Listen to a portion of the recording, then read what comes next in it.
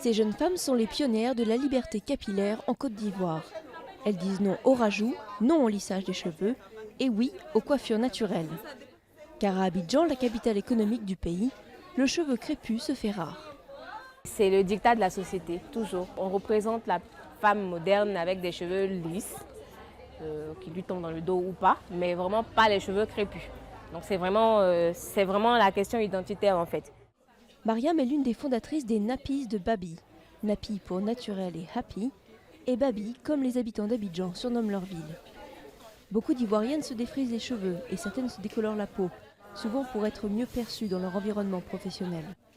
Mais les Nappies, elles, veulent s'émanciper du modèle dominant, calqué sur les codes occidentaux.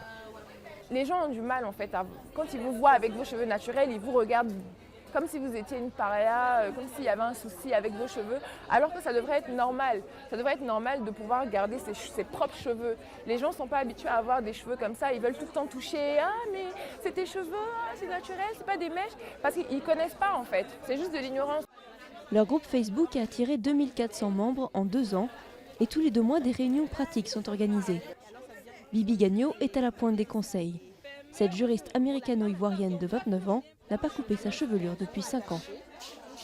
Il y a ce problème qu'on croit qu'il n'y a pas de produit, que c'est un problème pour les entretenir. Et quand j'explique que moi, je mets seulement peut-être du beurre de karité, une mixture beurre de karité, coco, huile de jojoba, et puis je mets ça dans mes cheveux pour hydrater et c'est tout. Elle me demande, mais t'es sûre, c'est ça le secret?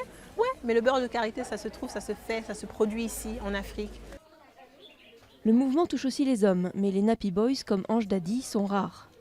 Les gens me disaient que c'était les filles qui devaient avoir de longs cheveux, que c'était pas normal que j'aie de longs cheveux.